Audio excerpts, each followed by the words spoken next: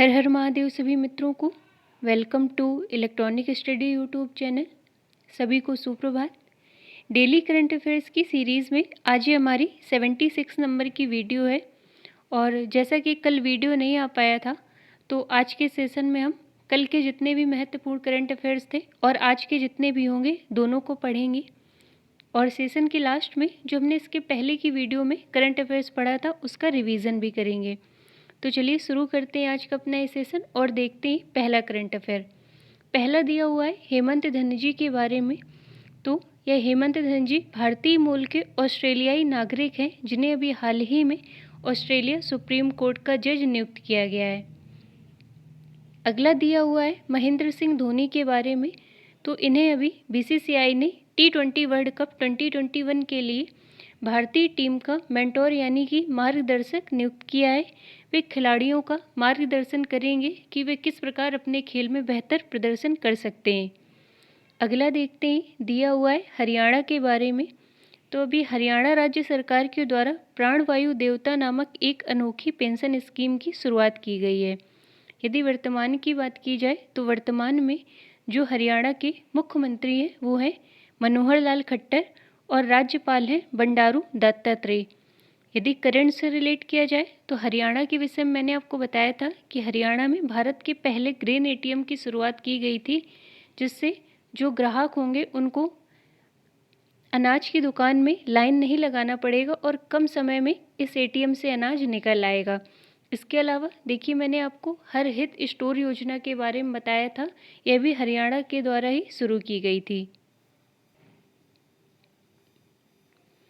अगला देखते दिया हुआ है जीव मिल्खा सिंह के बारे में। तो जीव मिल्खा सिंह ये भारतीय गोल्फर हैं जिन्हें अभी खेल में शानदार उपलब्धि के चलते दुबई का प्रतिष्ठित गोल्डन वीज़ा प्रदान किया गया है। तो ध्यान रखिएगा कि किसे अभी गोल्डन वीज़ा मिला है दुबई का, तो वो मिला है जीव मिल्खा सिंह को और इन्हें 10 वर्ष के लिए इस प्रतिष्ठित गोल्डन वीज़े से नवाजा गया है। अगला देखते हैं दिया हुआ है एक पहल के बारे में जिसका नाम है बुजुर्गों की बात देश के साथ। यह एक प्रकार का कार्यक्रम होगा जिसकी शुरुआत केंद्रीय संस्कृति मंत्री श्री किशन रेड्डी जी के द्वारा की गई है। अगला दिया हुआ है सतीश पारेख के बारे में। तो हाल ही में इन्हें इंटरनेशनल रोड फेडरेशन इंडिया का अध्यक्ष चुना गया है। अगला देखते हैं दिया हुआ है G20 शिखर सम्मेलन के बारे में। तो जो वर्ष 2023 में G20 शिखर सम्मेलन होगा इसकी अध्यक्षता अपने भारत के द्वारा की जाएगी और इसमें जो वर्तमान में हमारे केंद्रीय वाणिज्य व उद्योग मंत्री पीयूष गोयल हैं उनको 2023 में भारत का शेरपा नियुक्त किया गया है। तो वर्ष 2023 में G20 शिखर सम्मेलन का प्रतिनिधित्व करेंगे हमारे मंत्री जो हैं पीयूष गोयल। इसके अलावा देखिए जैसा कि मैंने बताया कि 2023 में ये होगा भारत में। इसके अलावा 2020 में यदि पूछा जाए कि ये कहाँ हुआ था तो ये सम्मेलन हुआ था सऊदी अरब में। 2021 में यह रोम इटली में होगा। 2022 में G20 शिखर सम्मेलन इंडोनेशिया में होगा और उसके बाद 2023 में भारत में यह सम्मेलन किया जाएगा। अगला देखते हैं दिया हुआ है चंडीगढ़ के बारे में। तो यह केंद्र शासित प्रदेश है जैसा कि वर्तमान में। तो यहाँ पर भारत के सबसे ऊंचे एयर प्यूरीफायर टावर का उद्घाटन किया गया है। देखिए यहाँ पर कंफ्यूज मत होइएगा, चंडीगढ़ में सबसे ऊंचे एयर प्यूरीफायर टावर का उद्घाटन किया गया है और मैंने आपको स्मॉग टावर के बारे में बताया था जो कि पहला स्मॉग टावर लगा था दिल्ली के कनॉट प्लेस में और अभी दिल्ली में ही दूसरे कार्यरत स्मॉग टावर का उद्घाटन किया गया है और ये किया गया है आनंद विहार में। तो इन दोनों बातों में आप अंतर स्पष्ट रखिएगा। इसके अलावा देखिए चंडीगढ़ की बात हुई है तो मैंने आपको बताया था कि अभी हाल ही में चंडीगढ़ स्टेशन को ईट राइट स्टेशन प्रमाण पत्र से भी संबोधित किया गया था, यानी कि इसने जो अपने यात्री थे उनको उच्च गुणवत्ता वाला पौष्टिक भोजन उपलब्ध कराने के लिए अभी हाल ही में 5 स्टार ईट राइट स्टेशन प्रमाण पत्र से सम्मानित हुआ था। तो यह भी आप ध्यान रखिएगा। अगला देखते हैं दिया हुआ है बिजनेस ब्लास्टर कार्यक्रम के बारे में। तो इसकी शुरुआत की गई है दिल्ली के उप मुख्यमंत्री हैं जो वर्तमान में मनीष सिसोदिया। यहाँ पर मुझसे लिखने में गलती हो गई है, मुख्यमंत्री की जगह आप उप मुख्यमंत्री कर लीजिएगा। तो इसकी शुरुआत दिल्ली से हुई है। ये है क्या? तो जो 11th और 12th क्लास के बच्चे होंगे उनको बिजनेस स्किल के बारे में बताया जाएगा कि वे किस प्रकार इसमें इम्प्रूव कर सकते हैं। अगला देखते हैं, अभी हाल ही में 4 राज्यों के नए राज्यपाल बनाए गए हैं, जिनमें से नाम है उत्तराखंड, पंजाब, नागालैंड, तमिलनाडु। देखिए, मैंने आपको बेबी रानी मौर्य के बारे में बताया था, जो कि उत्तराखंड की राज्यपाल थी। इन्होंने अभी हाल ही में इस्तीफा दे दिया था अपने पद से। तो अब उत्तराखंड के नए राज्यपाल नियुक्त हुए लेफ्टिनेंट जनरल गुरमीत सिंह। वहीं पंजाब के राज्यपाल पद पर नियुक्त हुए बनवारी लाल पुरोहित। नागालैंड के नए राज्यपाल बने हैं जगदीश मुखी और तमिलनाडु के नए राज्यपाल बने हैं RN रवि। अगला देखते हैं, दिया हुआ है निर्लेप सिंह राय के बारे में। तो इन्हें भी हाल ही में नेशनल फर्टिलाइजर लिमिटेड यानी कि NFL के नए अध्यक्ष व प्रबंध निदेशक के पद पर चुना गया है। अगला देखते हैं, दिया हुआ है वर्ल्ड EV डे के बारे में। EV अर्थात इलेक्ट्रॉनिक व्हीकल। तो ये हम प्रत्येक वर्ष ऑब्जर्व करेंगे 9 सितंबर से, और इसकी शुरुआत वर्ष 2020 से ही हुई थी। इसका उद्देश्य क्या है? तो इलेक्ट्रॉनिक वाहनों के लाभ के बारे में लोगों को शिक्षित करना व इसके लिए उनको जागरूक करना। तो प्रत्येक वर्ष अब हम 9 सितंबर को वर्ल्ड इलेक्ट्रॉनिक व्हीकल डे के रूप में ऑब्जर्व करेंगे।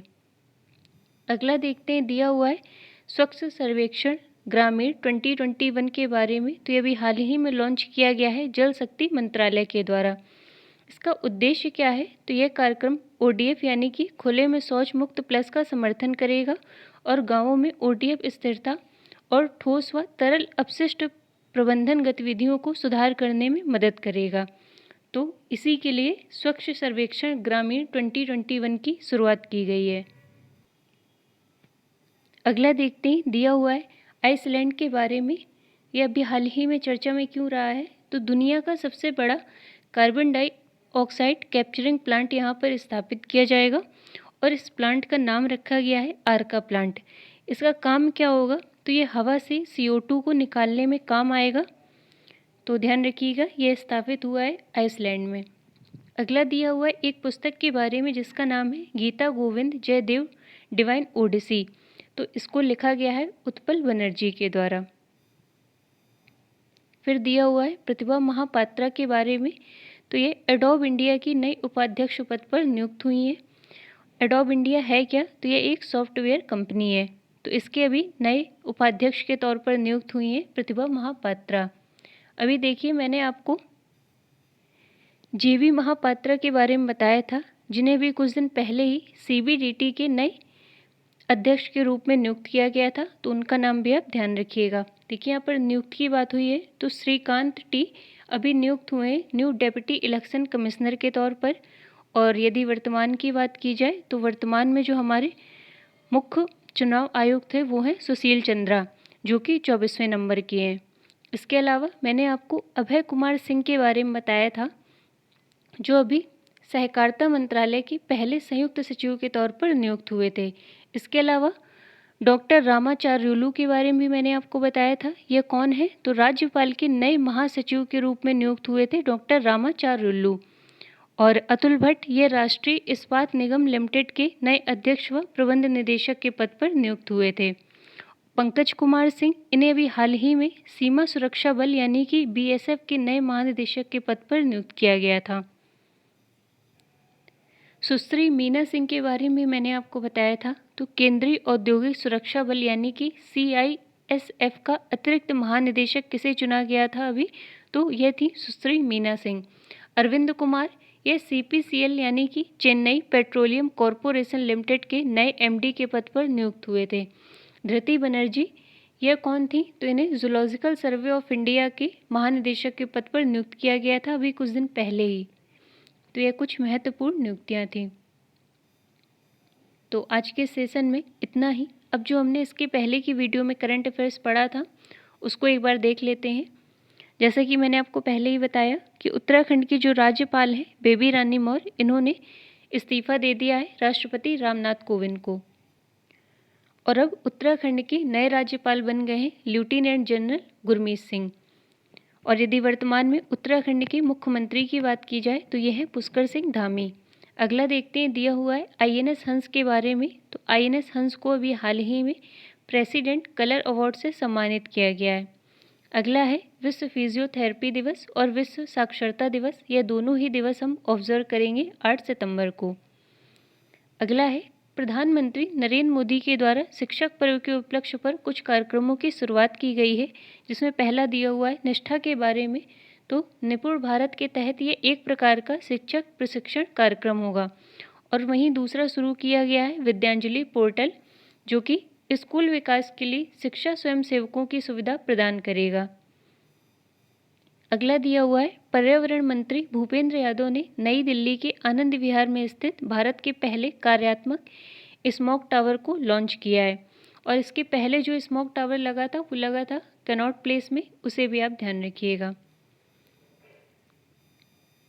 अगला देखते हैं, दिया हुआ है नमिता गोखले के बारे में, जिन्हें 7th Yameen Hazarika women of substance award से सम्मानित किया गया है। और वहीं सैलन सिंह को बेहलर कछुआ संरक्षण पुरस्कार दिया गया है। सैलन सिंह जो कि एक भारतीय जीव विज्ञानी है। फिर हमने पढ़ा था रजनी कौल के बारे में। तो ये BBC हिंदी की पहली न्यूज़ ब्रॉडकास्टर थी, जिनका अभी 93 वर्ष की आयु में निधन हो गया है। अगला दिया हुआ है हर्ष भूपेंद्र बंगारी के बारे में। तो इन्हें अभी हाल ही में एक्सिम बैंक यानी कि export import bank of India के नए प्रबंध निदेशक के पद पर नियुक्त किया गया है। अगला है एल सल्वाडोर के बारे में।